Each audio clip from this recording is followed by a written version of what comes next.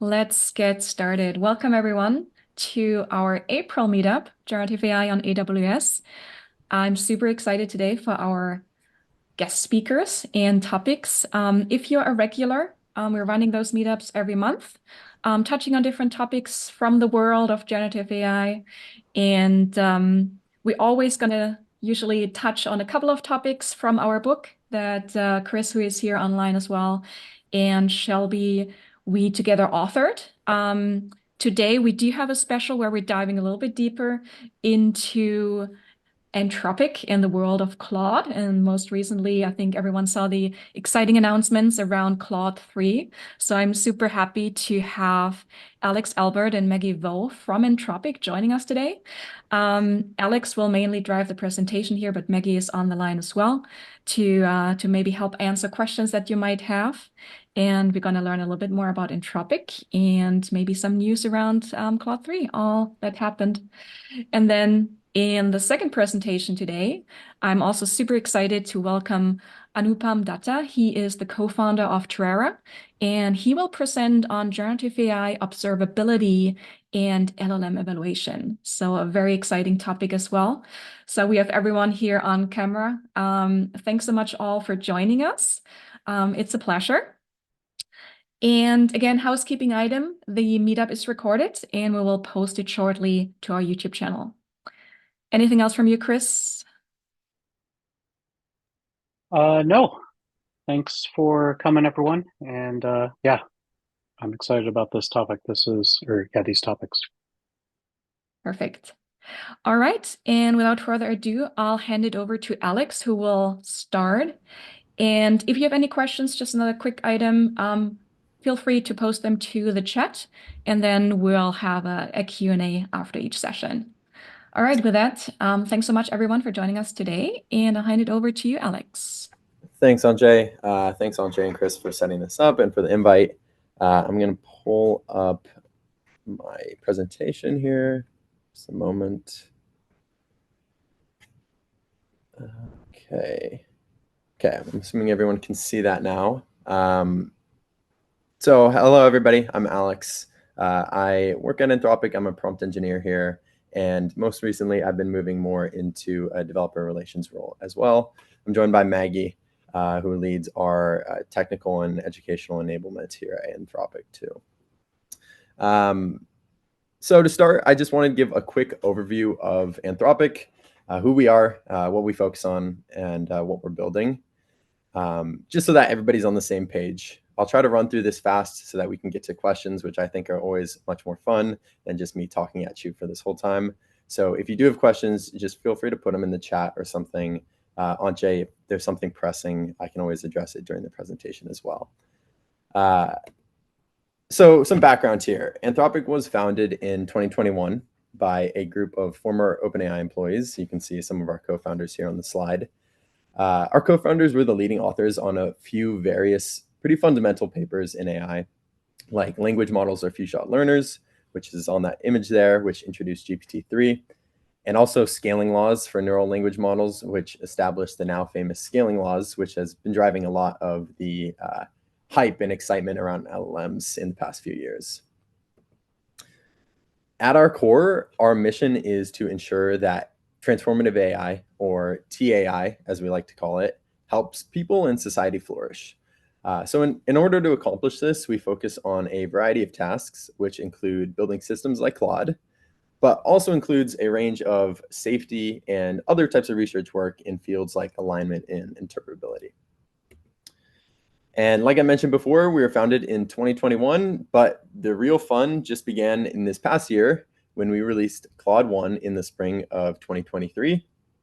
Following that launch, we iterated and we released Claude 2, and then Claude 2.1, and then most recently, like Antje mentioned, in March of this year, we released our newest family of models, Claude 3. So to give a quick overview on Claude 3, again, it's our new family of state-of-the-art AI models. We have 3 models in the family, Haiku, Sonnet, and Opus, and they span this curve here of the intelligence and cost graph. We designed this in a way to make sure that it allows our customers to choose the exact combination of intelligence, speed, and cost that suit their particular business needs and work for their tasks. So what does this mean? Well, there's kind of a trade-off when you pick a model. You want to make sure that if you have a task like classification, maybe that takes a more simple model and you want something that works a lot faster. Whereas if you're doing something that's like maybe driving the core orchestration process for a customer service chatbot, you'd want something that has a little bit more intelligence and is able to focus on a wider variety of ranges and tasks over a longer time span.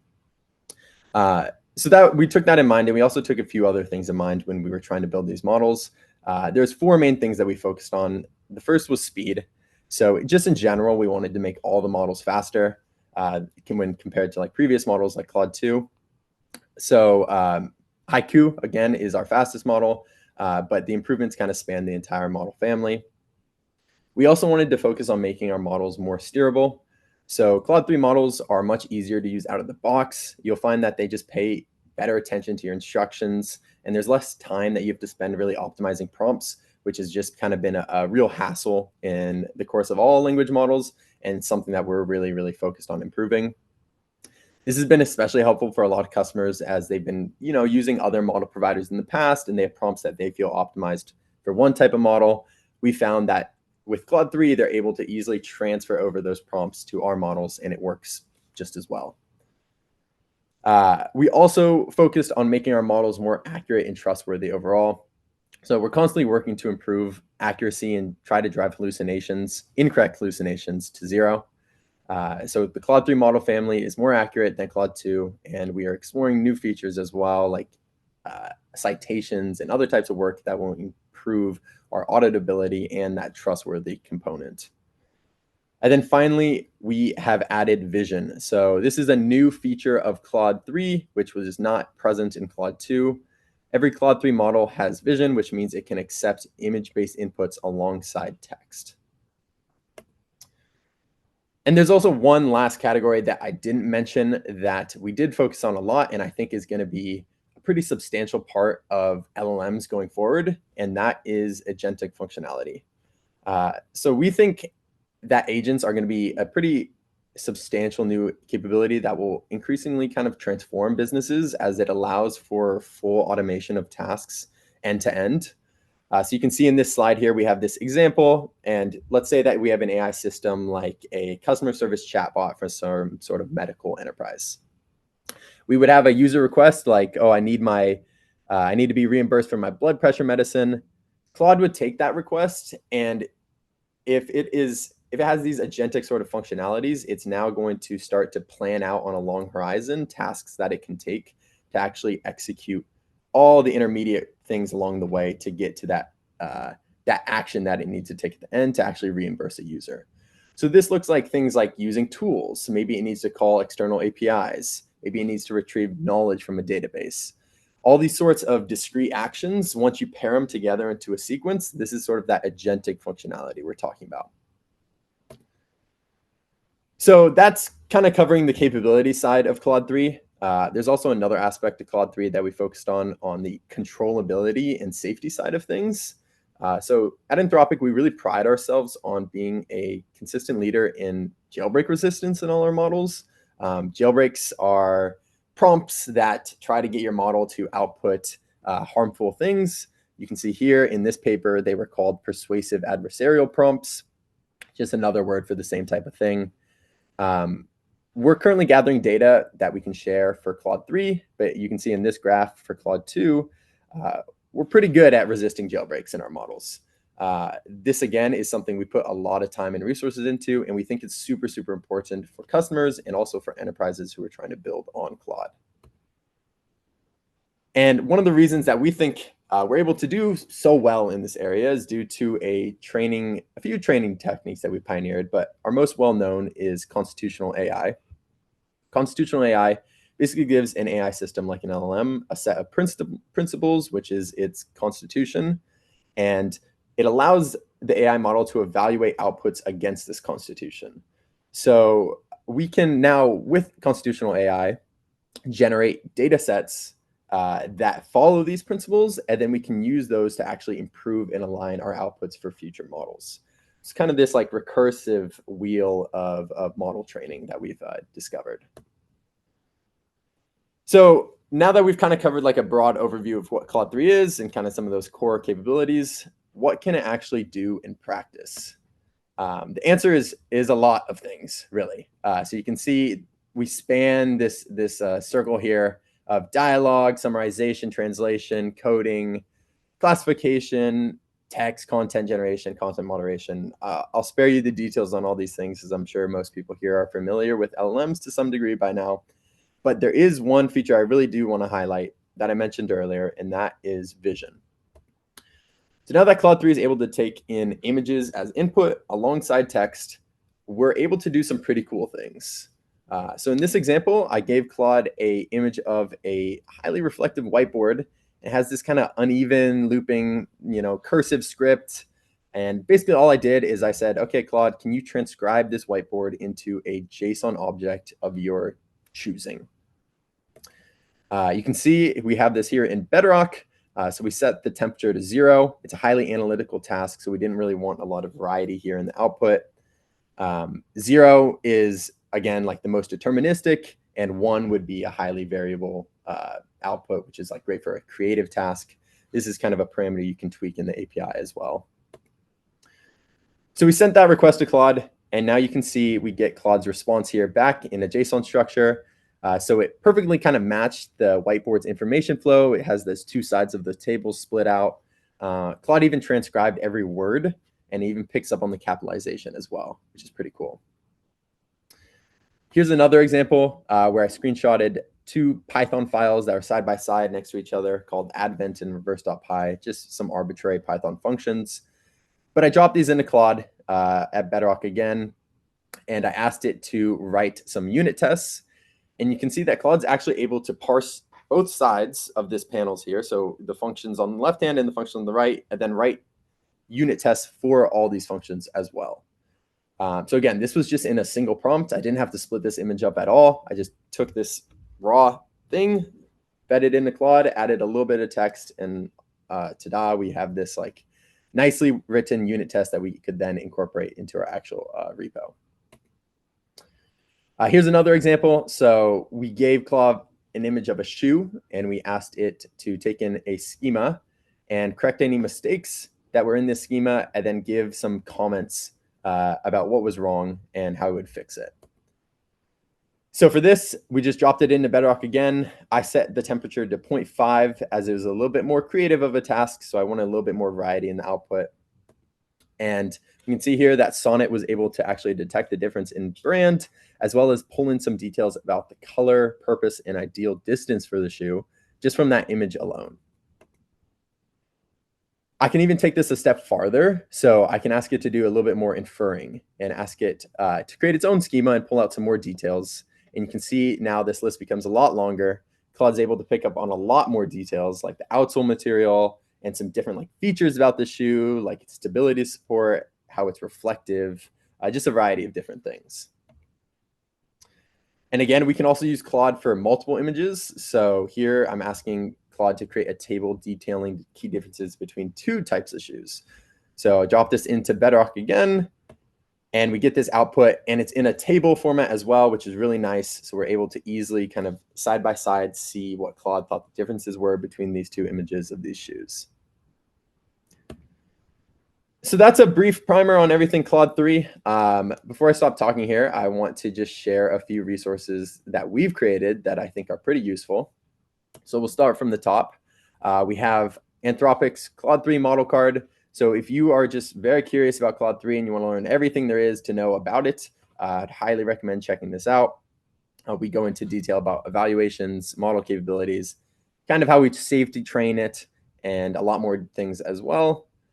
We also have the Anthropic cookbook. So this is something I'm pretty proud of. We put a lot of work into developing a GitHub repo full of code and implementation examples for a variety of capabilities, use cases, and integrations.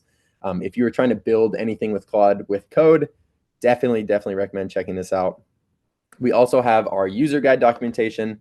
So this has a ton of tips on prompt engineering, how to use vision, comparison tables, capabilities overviews, and just a ton more there as well.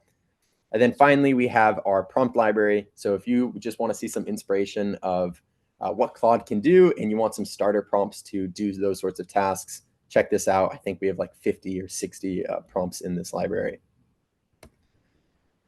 We also have a really cool tool called MetaPrompt. So this is something we've kind of been working on, and right now it just lives in a Colab notebook. What it does is it allows Claude to take in a task description and then write a prompt from scratch for that task description.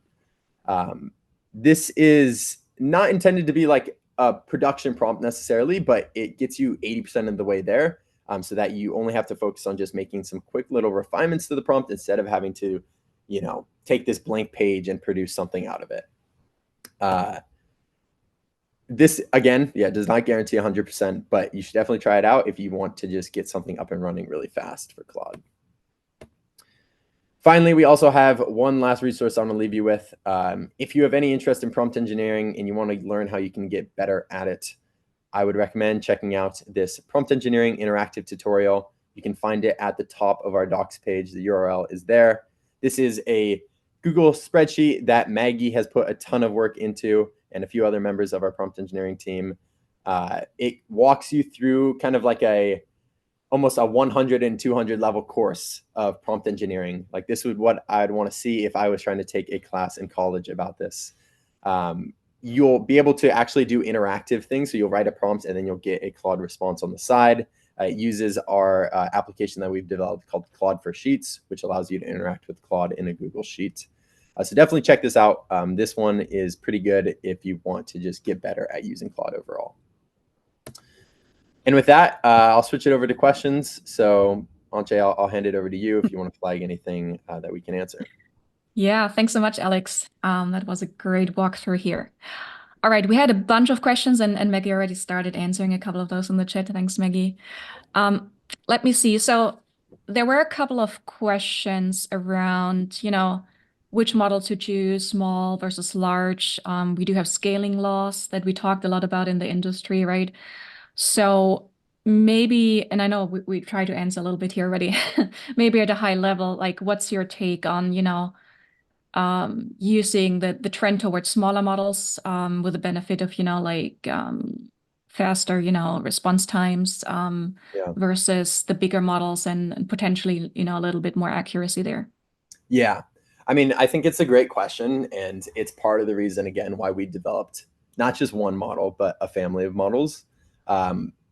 There's off you need to make every time you want to build an application, and you do need to think about, okay, how much is this going to cost? Do I have the right latency requirements? Is it smart enough to actually do the task? All these questions have different answers depending on the task, and that's why you choose one model versus the other. Again, this is a great graph here. It kind of shows like basically what different use cases would fall at what different points along this curve. We think this is pretty important, and we're going to continue to just keep kind of spanning this frontier. Maggie, if you want to jump in here on this graph now that you pulled it up. No, I mean, my thought here is basically that we release a model family for a reason, and we believe that you should only use a model as intelligent as the complexity of your use case requires and no more, just to save you latency and cost, which is why this graph also matches our model spread, where we try very hard to match the use cases to this kind of model curve or use case curve. Yeah, then I think there's one other point here I do want to emphasize just to everybody, again, building on Claude.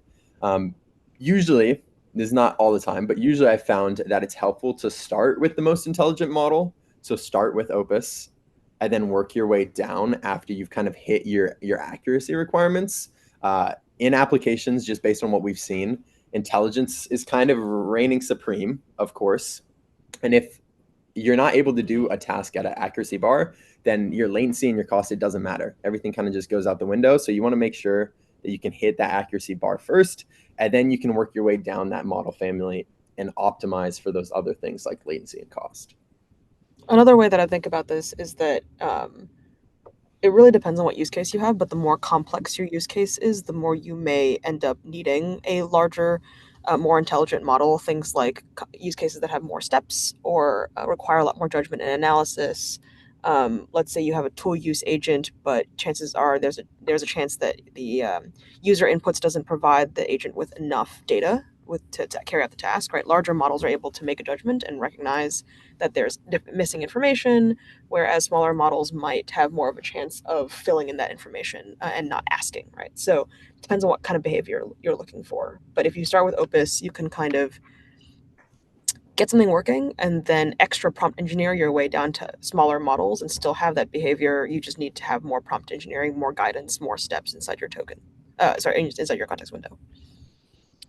And you made a great point there, Maggie, and Alex as well, when talking about the agentic capabilities, right? So we have a ton of questions here in the chat that are kind of variations, and the different aspects of, how well does Claude, support agentic workflows? You recently introduced the function calling tool use. I think it's in public preview, Yeah. right? Yeah, Um, it's preview in our first party API. Perfect. Yeah. So maybe you can share a little bit more around how you envision this space, what Claude is doing right now, and how to build, agentic workflows with Anthropic. Yeah. I mean, it's a great question. Again, like I emphasized a lot in my presentation, we do think it is the future. Tool use is kind of our first stab at making this accessible to people through our API. I think there's a future in which Claude and language models in general, instead of just being a part of an application that plugs in, they actually become the core driver for an application. So they move more towards a operating system sort of world, rather than just being like a single API feature that you'd plug in. In a lot of ways, we're starting to see this with like Opus as it orchestrates tasks. So one thing that we've been exploring is using Opus in combination with sub-agents. So you could use Opus to write a prompt for a haiku model, and then the haiku model goes and takes an action. It does something, retrieves some data, and it brings that back to Opus, which then is able to take that output and then continue with that next step in the sequence. So that's one of those early kind of design paradigms that we're starting to explore. I think there's a lot more here that we're going to see in the future, especially this year and the next coming years. Again, in terms of like making this accessible, I think there's a lot of ways you can kind of just brute force this right now with like tool use plus prompts. But we're exploring a lot of ideas in this space as well in terms of just making this easy to plug and play out of the box. Yeah, that's in super exciting space, right? And we had a couple of questions as well asking, is there what's kind of the orchestration framework to use to build kind of, the agent of agents and kind of all of those, if there's any like, graph-driven environment. Yeah. So yeah. Yeah, I think in like 2023, there's also the explosion of like the baby AGI and the auto GPT Right. and all those sort of graph driven, take this step, then do these actions frameworks. I mean, those work to a degree. You kind of have to do a little bit of hand holding still. So I think breaking down your tasks into not just like a kind of infinite recursive loop of agents, but like, can we do a 5-step process where we have Opus and then it calls haiku and then haiku comes back? So we're just kind of shortening that task sequence, and in the future we'll look to expand it. Maggie brought up a great cookbook here that we created called Using Haiku as a Subagent. So again, this is an Anthropic cookbook, so you can go check it out if you want to learn a little bit more on this.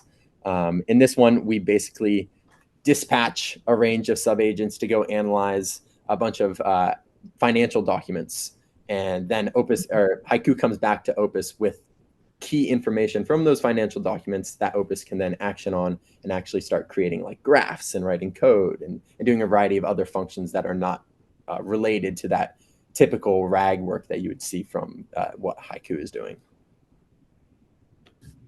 Right. And yeah, Maggie, if you could drop the links in the chat as well when you're sharing a notebook, that's super helpful. Sure. Yeah.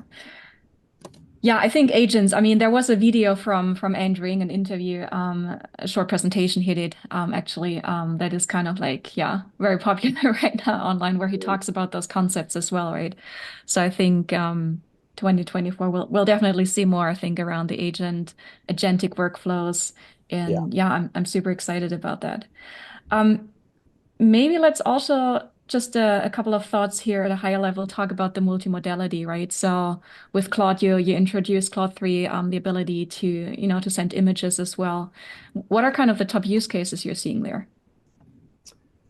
Yeah, I think there's a lot, right? Like one of the most, and again, it kind of spans the model family as well. One of the most common ones we see with like a haiku model is something like OCR or typical transcription.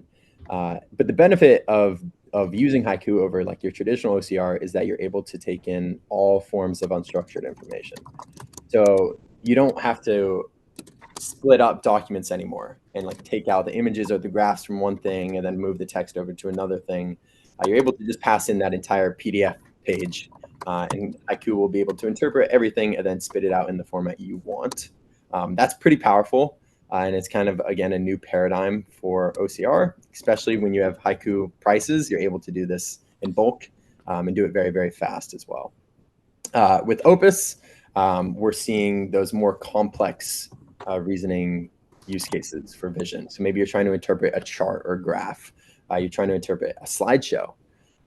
We have cookbooks around stuff like this as well. If you want to go check those out, those are in our multimodal folder too.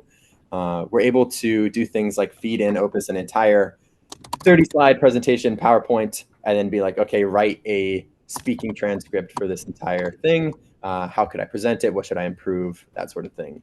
So it just opens up the wide range of how you can start to interact with these models. And I think, again, multimodal in general will be something that we will continue to see grow as it expands to other modalities in the future. Yeah, super exciting topic, the multimodality, right? And I think the future will bring probably a couple of more modalities together. So I think we're just at the start there of all the exciting use cases we can build. Yeah. Let me see. We had one more question here I want to maybe touch on as the last one. Let me see if I can find. Chris, do you have that ready with the ASCII? We had a question around the jailbreaking, which I think was kind of interesting. Oh, the ASCII jailbreaking paper? Mm-hmm. Yeah, we're Yeah. aware of it. The paper does have does indicate and study Claude 2 and show that Claude 2 is not as robust against this as we would like it to be.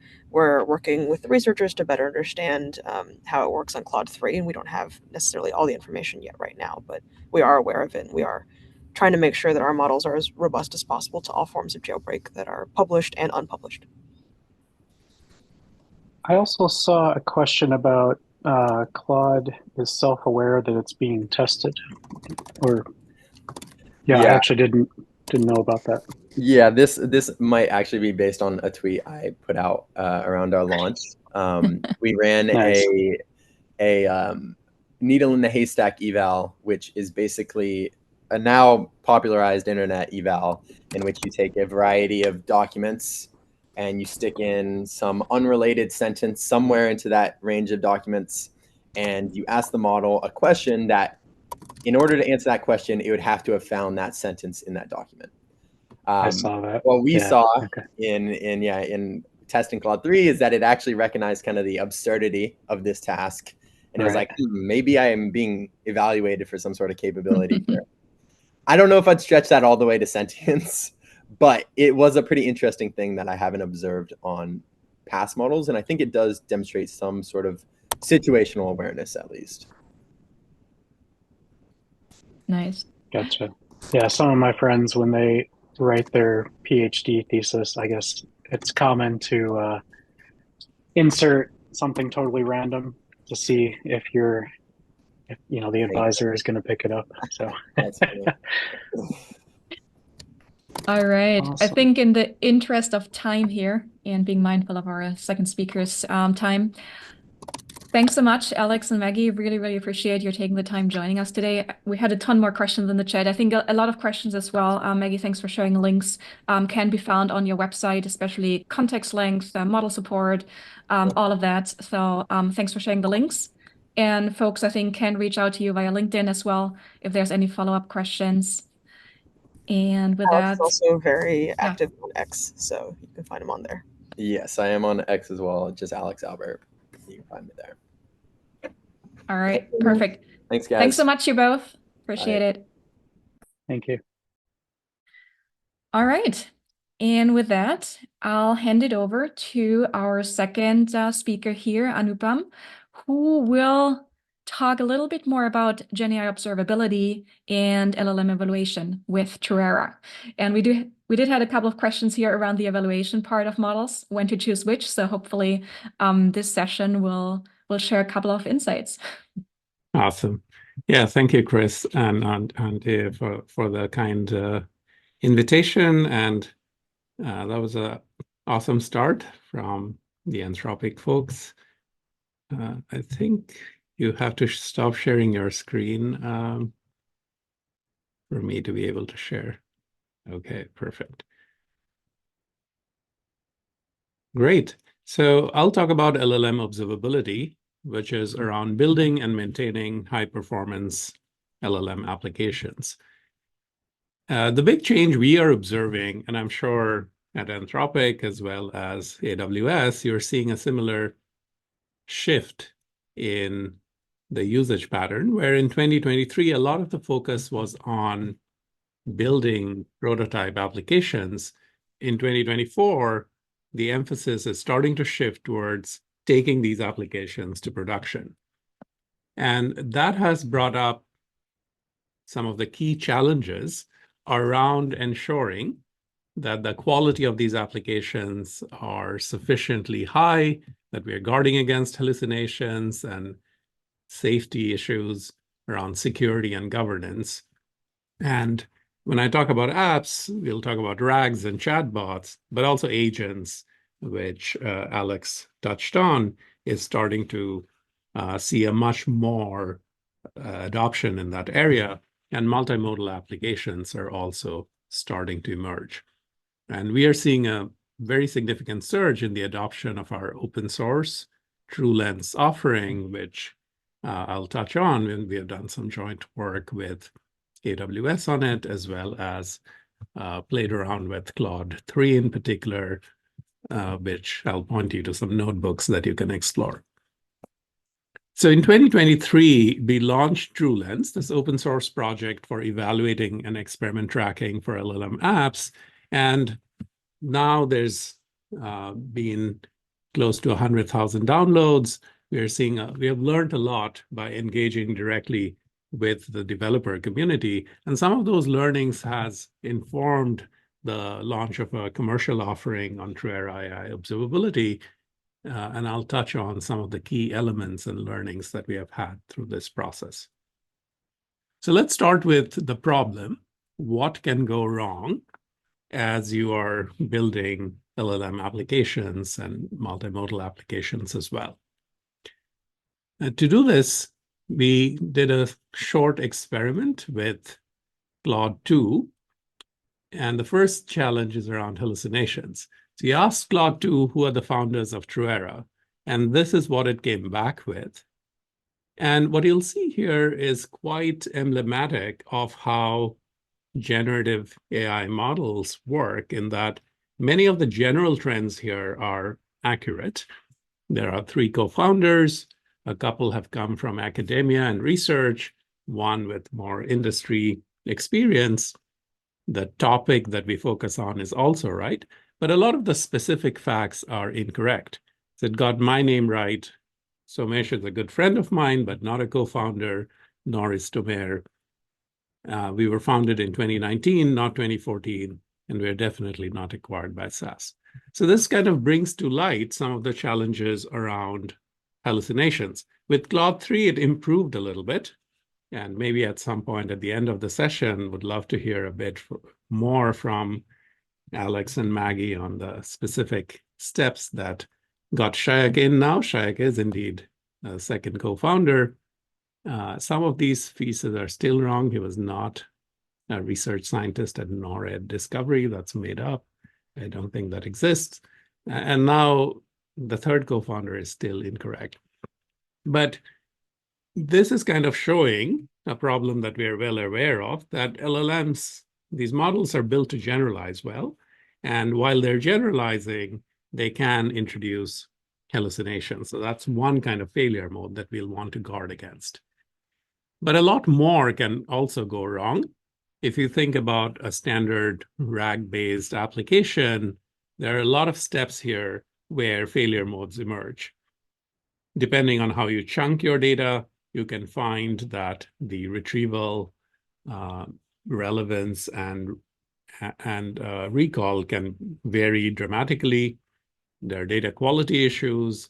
The embedding quality has a very material impact on the quality of the overall RAG.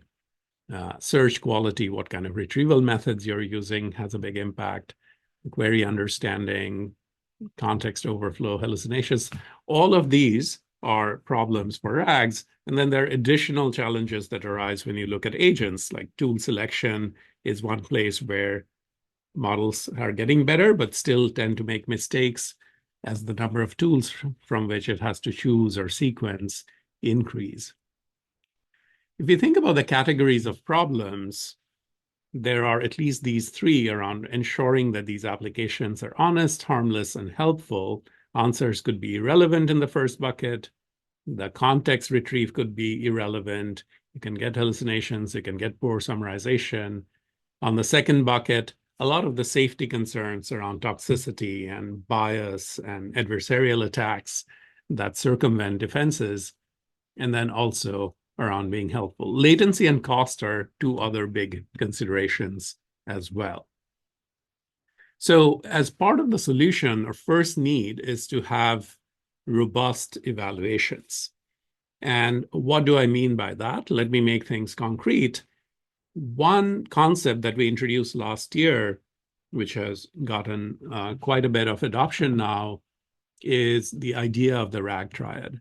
I talked about this in a course with Andrew Ng and Jerry Liu on deeplearning.ai on building and evaluating advanced RAG applications. I encourage you to check that out for more details.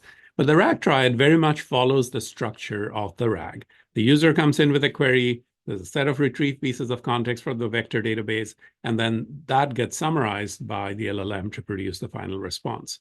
And along each edge, there is an evaluation. Context relevance checks, is the retrieved context relevant to the query? Groundedness checks, is the final response traceable and backed up by the retrieved pieces of context? And then answer relevance checks, is the final answer relevant to the query that was asked? The relevance evaluations are particularly helpful in ensuring that the answers are on point. And groundedness ensures that for each sentence or clause in the final summary, you have a way to trace it back to the knowledge base of trusted content. And let's say you have a summary with 100 sentences in it or 100 clauses in it, you will be able to get fine-grained evaluations which show that, let's say, 95% of those are well backed up, well supported by the content, by the retrieved context, but maybe the other 5% is not. And that can inform downstream users of this information, where you could potentially rely on the pieces that are well grounded and not rely on the parts that are not. So this kind of evaluation, these three evaluations are a good starting point for evaluating RAGs, and they're analogous ones for data agents, where in addition to these three, there is the tool selection related eval as well.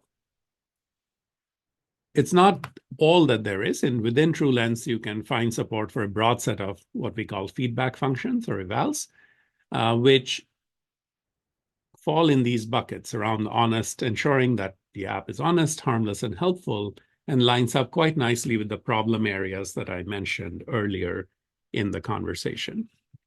TrueLens is open source, and you can check it out on GitHub. It's issued under a MIT license, so you can use it both for your individual projects, but also for commercial use. There is a good amount of documentation here with lots of quick starts, as well as introduction to some of these core concepts around the RAG triad and so on. Lots of sample notebooks here as well. One kind of fundamental insight here is around what kind of evals should we support within TrueLens and in the Truera commercial offering. And we think about this space in this kind of two-dimensional way that I'm sharing with you right now. On the x-axis is how meaningful or reliable is the evaluation. On the y-axis is how scalable is it. And often when we see users building applications, both individual developers and inside of enterprises and startups, the place that people often start with is ground truth evals. So it's a curated set of data on which the answers are known, and then you can look at your app outputs and see how they compare. That works well, but it doesn't scale that well because it's quite expensive to create ground truth evals at scale. Once apps are piloted, then the users of the application can start providing feedback as well. And these human evals, both ground truth and human evals, can be tracked inside of TrueLens and in the Truera offering. These are scale a little better. However, a lot of human users are not providing feedback, and there can also be variance and inconsistency between different users if you ask them the same question. Up here above the line, above the x-axis, are the automated evaluations that are supported within TrueLens. Traditional NLP evals like blue scores and root scores are useful to have in your arsenal as you evaluate apps. However, they tend to be quite syntactic. So in a summarization use case, for example, they might be looking at actual overlap in tokens or words between the summary and the original document. And this can introduce false positives and false negatives, because even if the summary is semantically equivalent to the original content, you might see that the different words are used. A lot of the action is with these medium-sized language model-based evals and the large language model-based evals. And here what we observed is that if you use carefully prompted LLMs as the basis for evaluation, they can be a very good starting point. There's strong agreement with human evals. There's an interesting paper from Berkeley last year that talks about why that reports on benchmarking results where human-human agreement is about 80 to 90%, and LLM eval agreement with human evals is also in the same ballpark. That's why on the x-axis we have placed them roughly at the same spot. But they scale a lot better. However, they can get expensive. So for development and experimentation stage, where the number of records that are being processed is small, we find LLM evals to be quite helpful. In production, in addition to those, in many settings where the workloads are going to have a very high data volume, it's useful to look at more of these custom MLM evals, which are more carefully fine-tuned. They tend to scale better, and in terms of both cost and latency. So let me touch on a couple of connections with AWS SageMaker and with Anthropic that we have worked on with TrueLens. So with SageMaker, we did some work where SageMaker was used to deploy foundation models and fine-tune them. And then the evaluation and monitoring was done with TrueLens. And what we found through that exercise is that it's quite easy to use the two set of tools together. And there's real material advantage in going through the process of iteration and evaluation with TrueLens. So and there's a link here. We'll share the slide decks after the presentation. The link here is to the Python notebook. I want to just flash up the blog post here, which is also accessible from the AWS machine learning blog, and the notebook, so that I can show you a little bit of what it takes to get TrueLens going with SageMaker. So in this setup, the foundation models were deployed in SageMaker and in this particular notebook. And then the performance was evaluated with TrueLens. This evaluation was done with a Bedrock model in the backend. The Bedrock model in this case was the Amazon Titan TGL large model. And the evaluation involved covering the RAG triad metrics that I talked about around context relevance, groundedness, and answer relevance. And there was also ground truth evaluation, so that there could be benchmarking of the evaluation, the automated evaluation with TrueLens, with Titan as the backend model, and against ground truth. And the main results here was, as the application was being built and we had the first evaluation, the model that was used on the application side was Llama 2. The model that was used for evaluation is the AWS Titan model, with TrueLens calling out to it as part of evaluating context relevance, groundedness, and answer relevance. And what we found is that with the additional amount of fine-tuning that was done, there was a significant improvement in the metrics.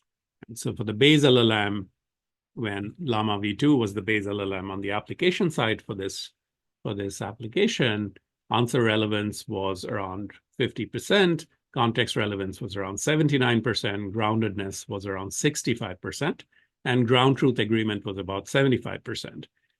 But when we worked with when we fine-tuned the LLM on some data that was related to the task at hand, then these metrics went up considerably, with answer relevance going up to about 82%, context relevance stayed about the same, groundedness went up to 86%, and ground truth agreement went up from 75 to 87%.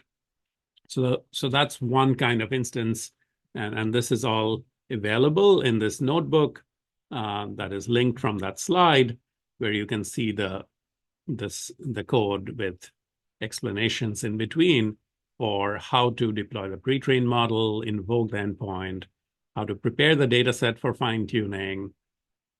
This was the Databricks Dolly 15K data set.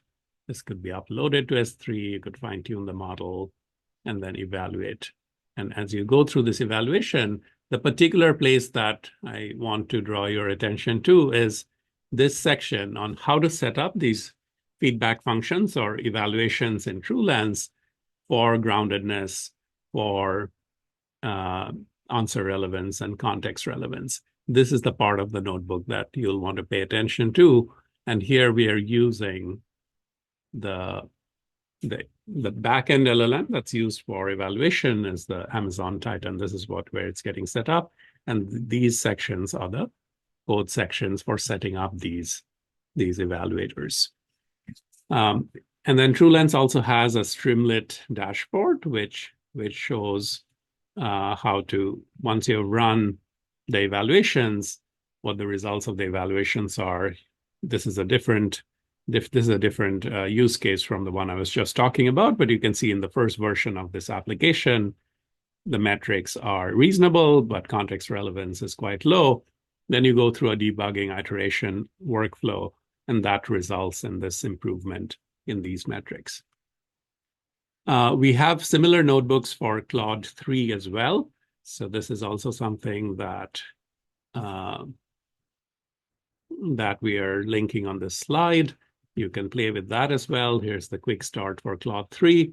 Very similar structure where as you're building up this RAG app, you get the data, you create a vector store, you build the RAG, you set up these feedback functions. This is the key step. And now the provider is set to Claude 3 Opus. And Light LLM gives us a uniform way of having the models access to the model APIs in a format that we can just swap out models very easily. In this case, it's Claude 3 Opus. And this is the place where we are defining the feedback functions. You can see that's quite similar to what I did before when we were playing with the Titan model. And if you take the short course with Andrew Ng that I've done, we'll step through all the steps of this part of the code. Cool.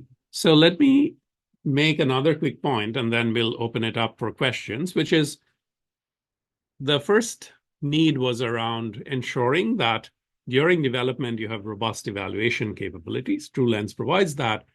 But then you also want these evaluations to continue into production monitoring. So one of the things we recently launched a big upgrade to is our enterprise scale monitoring, where if you are a TrueLens user, then with just one line of code, you can start hooking it up to our scalable services. You get capabilities for enterprise scale monitoring and debugging. And it cuts across generative and predictive AI, but it's essentially supporting this workflow around evaluation, debugging, and monitoring throughout the life cycle at enterprise scale. There's a lot here, but let me touch on one thing, which is we have started seeing a lot of significant users and customers get benefit from using TrueLens. This is a quote from Ravi Pasula, who heads AI at Equinix, and his team has worked with TrueLens.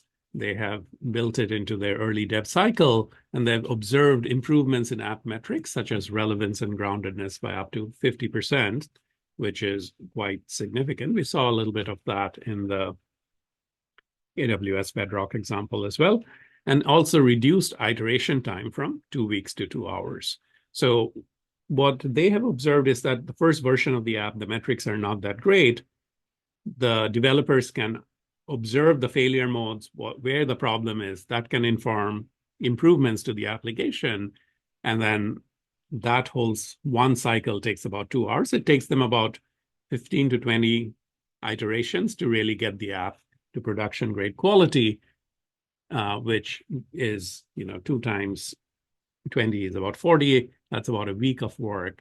2 times 2 weeks would have been 40 weeks of work. So there's a very significant productivity gain here. On the product side, as we have scaled up the capabilities, there's capabilities around experimentation, testing, and monitoring at much more significant data scale. And that's been enabled by a few different augmentations around using streaming ingestion and the Kappa architecture, enterprise-grade scalability, where we can get up to 150K events per second support, easy-to-use collaboration tools, and upgraded user experience. So for TrueLens, we were using Streamlit, which is quite very good for rapid prototyping. On the product side, it's much more of a React front end. And perhaps the most interesting thing from a developer standpoint is that if you're already using TrueLens, then you can just add one line of code to connect your runtime to Truera. And then there's some other elements of enterprise readiness around SOC 2 compliance, RBAC, data encryption, and deployment form factors. So let me wrap it up here. You can learn more about LLM eval and testing by exploring both our TrueLens on GitHub as well as our product. And let's take questions. All right, thanks a lot, Anupam. Great presentation here. We had a good amount of questions here in the chat. One really quick, you showed a couple of the metrics here on the example notebooks. Just to clarify, the metrics, were they between 0 and 1? I think, was it a lower, higher is better? Yeah. The metrics are on a scale of 0 to 1. Lower is better. Higher is better. So the closer you get to 1, the better it is. And in the Bedrock example that I had, we saw groundedness, for example, go up to about 86% or so, 0.86 from a significantly lower number. Okay. And then at a higher level, I think a lot of questions here are around how do I really, evaluate kind of an end-to-end type of scenario, right? Rather than just, looking at the models here from an application development perspective. Observability, traditionally entails like the end-to-end tracing capabilities. And the question is, what do you think, when will that arrive for AI apps? Right. So this was obviously like a short presentation, so I couldn't get into every single capability, but tracing is a big part of what TrueLens and our commercial offering Truera does, which is one of the starting points is that pretty much every step of the execution trace gets logged and traced. And with TrueLens, it's done with a local database on the side of the developer. With the Truera commercial offering, there's a big data store that can be on our SaaS offering on our side, or it can be deployed on the VPC deployment. So inside of VPCs as well. So tracing is the first step. When you instrument your apps with TrueLens, the entire call trace gets executed. The entire call trace gets logged. And then the evaluations work over spans or parts of that execution trace. So for example, context relevance is looking at the question, the initial user query, and the retrieve pieces of context from the vector database, that span of the log. Whereas groundedness is looking at the final response and the retrieve pieces of context. So tracing the entire execution trace and also measuring the time is a big part of the evaluation. And it is very end-to-end. It's quite different from evaluating a model in isolation. There's been a lot of other work on evaluating models in isolation. The Anthropic folks have done a lot of good work there. There's the Helm framework from Percy Liang and team at Stanford. We view this as quite complementary to that and a much more end-to-end application evaluation piece. Right. Chris, did you want to chime in there with a question?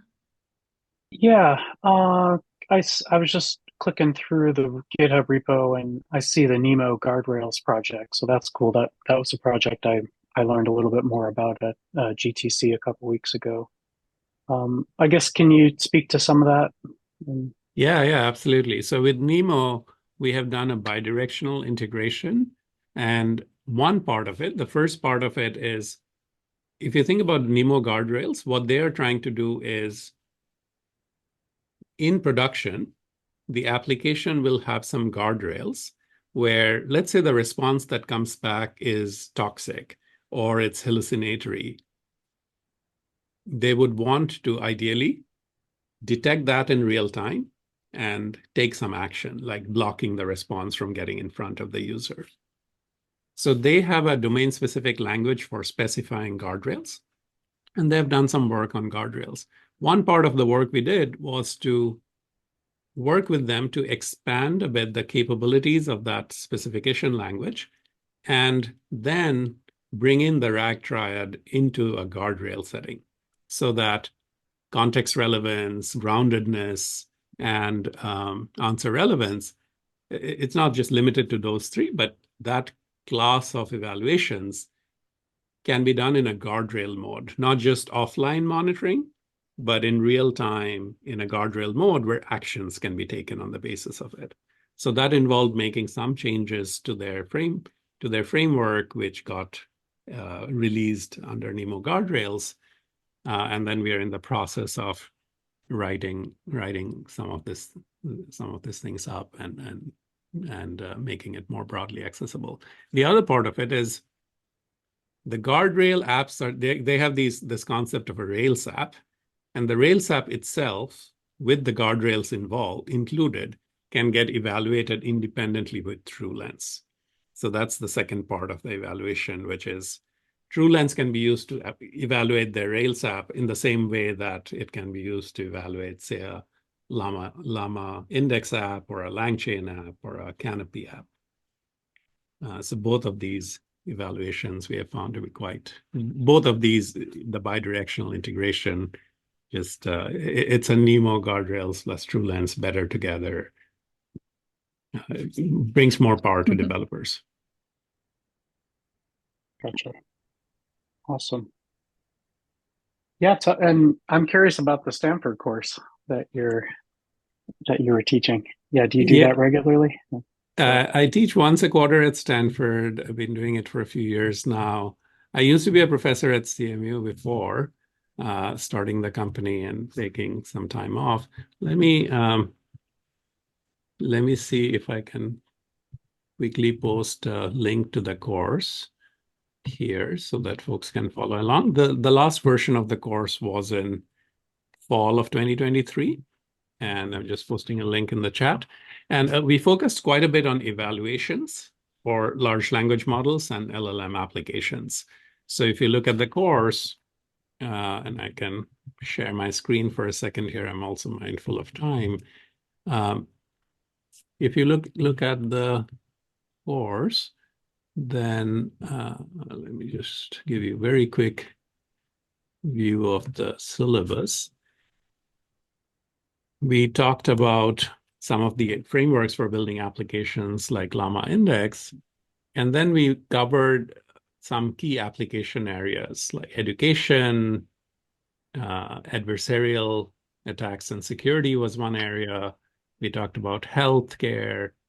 And then we started going into a deeper set of evaluations, the space of evaluations for LLMs and LLM applications. So we covered groundedness, consistency, confidence and uncertainty, privacy, fairness. And then this third section went really deep into it. So we covered the RAG triad. We talked about calibration and uncertainty. This was work from some of the Stanford folks in this area, like Chris Manning, Chelsea Finn, and their work. Yeah. We had a section on, this was the Anthropic one on explainability and influence functions that we were chatting about earlier before the webinar started. We talked also about more explainability for more attribution-based explainability. There are some challenges. We talked about LLM agents, multimodal RAGs. There was a course project. There was some really cool projects that the students put together. That was a project-oriented course. We went fairly deep into the space. Awesome. Right. All right, I think we're on time here. So yeah, thanks so much, Anupam, for the presentation. Thanks again also, Maggie is still around for the first slot, and Anthropic joining us today. Hopefully everyone had a good time, learned some good new information here, and hopefully see you next month for our meetup. Thank you. All right. Appreciate Thanks, it. everyone. Bye.